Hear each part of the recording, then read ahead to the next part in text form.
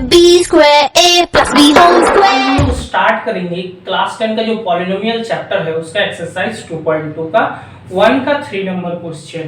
इस क्वेश्चन में बोला गया है, आप लोग जो किताब में क्वेश्चन पढ़ेंगे तो देखेंगे यहाँ लिखा हुआ है कि ये जो क्वाड्रेटिक पॉलिनोमियल दिया है इसका जीरोज निकालना है और जीरोज और कोफिशिएंट के बीच का जो रिलेशनशिप है उसको हमको वेरीफाई करना है। ठीक है, इससे पहले जो दो क्वेश्चन है वो हमारे प्लेलिस्ट में जाकर आप देख सकते हैं। देखिए इसको बनाएंगे कैसे, तरीका देख लीजिए। इसमें लिखेंगे गिवन, क्या दिया है कि 6x² -3 -7x।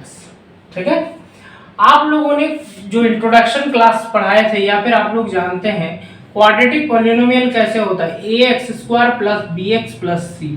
मतलब ये जो x वाला टर्म होता है वो क्या होता है, बीच में है, बीच में होता है। ठीक है, तो इसलिए इसका अरेंजमेंट सही नहीं है। इसका अरेंजमेंट हम लोग सही करेंगे कैसे, 6x² -7x -3 लिखेंगे। ठीक है, तो आप देखिए इसको बनाएंगे कैसे। मिडिल टर्म फैक्टराइजेशन जब हम लोग बनाते हैं, आप लोग पढ़ चुके हैं इससे पहले क्लासेस में, ये फर्स्ट टर्म और थर्ड टर्म को मल्टीप्लाई किया जाता है। क्या है, 6x² -3, तो ये कितना आ जाएगा -18x²। ठीक है, अब ये बीच वाला को ऐसा तोड़ना है कि उसका दो टर्म का एडिशन और सब्सट्रैक्शन -7x आए और दोनों का मल्टीप्लिकेशन -18x² आए।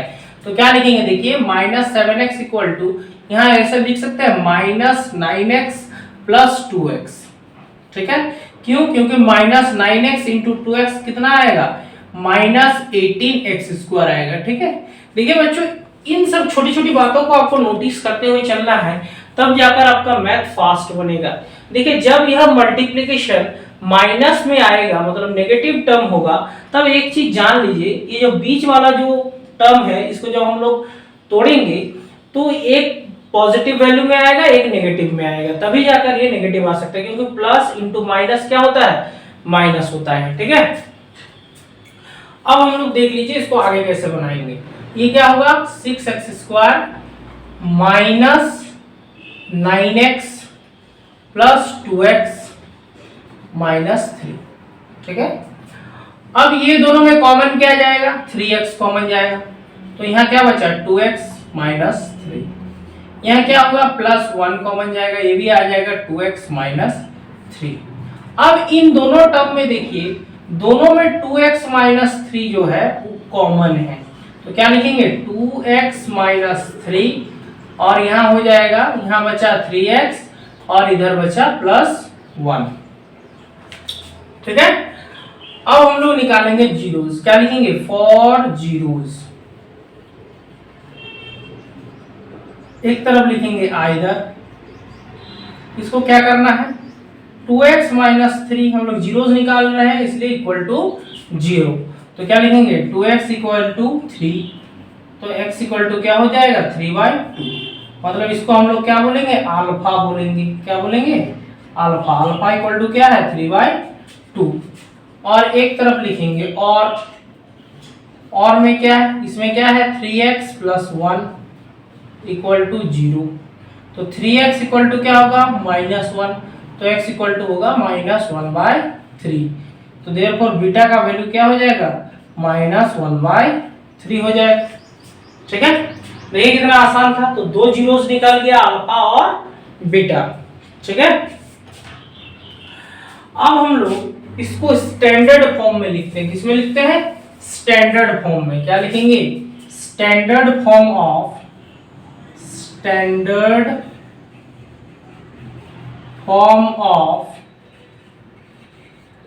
Quadratic polynomial.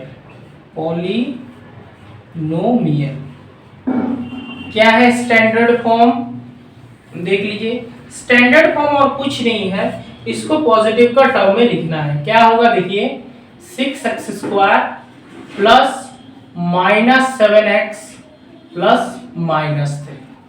ठीक है, ये हम लोग का क्वाड्रेटिक पॉलिनोमियल था ना। देखिए क्या लिखे, 6x² plus minus 7x plus minus 3 लिख दिए, ठीक है, पॉजिटिव टर्म में लिखे। तो देयरफॉर क्या होगा, यहाँ देखिए क्वाड्रेटिक पॉलिनोमियल कैसे होता है, ax square plus bx plus c होता है, ठीक है। इसका मतलब जो x स्क्वायर के साथ मल्टीप्लाई होता है वो क्या होता है, a होता है, जो x के साथ मल्टीप्लाई होता है वो b होता है, और कांस्टेंट जो होता है वो c होता है। तो a यहाँ क्या होगा, 6 होगा, क्योंकि ये x स्क्वायर के साथ मल्टीप्लाई है, ठीक है। a क्या होगा 6, b क्या होगा -7 और c क्या होगा -3 होगा, ठीक है। देखिए कितना इजी है। अब हम लोग क्या करेंगे, इसका रिलेशनशिप को हम लोग प्रूव करेंगे। क्या करेंगे, रिलेशनशिप प्रूव करेंगे। क्या लिखेंगे, रिलेशनशिप। देखिए पहला नंबर क्या है कि alpha plus beta equal to minus B by A, ठीक है, ये रिलेशनशिप है। तो इसको क्या करेंगे, पहले एलएचएस लेंगे। एलएचएस में क्या है, अल्फा प्लस बीटा निकालिए। अल्फा प्लस बीटा क्या है, अल्फा का वैल्यू आया है 3/2, ठीक है, और बीटा का वैल्यू आया है -1/3। तो अल्फा का कितना होगा 3/2 प्लस -1/3, है ना। देखिए अल्फा का वैल्यू आया है 3/2 और बीटा का वैल्यू आया है -1/3, ठीक है। तो अब देखिए 2 और 3 का मल्टीप्लिकेशन हो जाएगा 6, 2 से अगर 6 को डिवाइड करेंगे तो आएगा 3 और न्यूमरेटर मल्टीप्लाई हो जाएगा, प्लस 3 से इसको डिवाइड करेंगे तो 2 × 1, तो ये क्या हो जाएगा 9 प्लस -2/6, तो ये क्या हो जाएगा 7/6। तो इसका RHS क्या है -b/a, तो माइनस b क्या है इसका -7 और a है 6, कितना हो जाएगा 7/6। तो देयरफॉर हम लोग लिख सकते हैं, क्या लिख सकते हैं, therefore LHS equal to RHS, एक रिलेशनशिप प्रूव्ड हो गया, है ना। देखिए है ना, अल्फा प्लस बीटा का वैल्यू भी 7/6 आया है और माइनस b/a का वैल्यू भी 7/6 आया है, इसलिए हम लोग लिख सकते हैं LHS इक्वल टू RHS, ठीक है। अब दूसरा रिलेशनशिप देख लेते हैं। दूसरा रिलेशनशिप क्या है कि alpha into beta equal to c/a, तो इसका भी LHS ले लीजिए। अल्फा इंटू बीटा, अल्फा का वैल्यू क्या है, क्या आया है, देखिए 3/2 आया है और बीटा का -1/3, तो क्या लिखेंगे, अल्फा का 3/2 इंटू -1/3, तो 3 कैंसिल हो जाएगा, ये आएगा -1/2। अब RHS लेंगे। RHS क्या है c/a, c क्या है -3/2 और 1/3, यहाँ क्या है c क्या है -3 और a क्या है 6, तो काटेंगे 3 1 जा 3, 3 2 जा 6, ये कितना आ जाएगा 1/2 आएगा।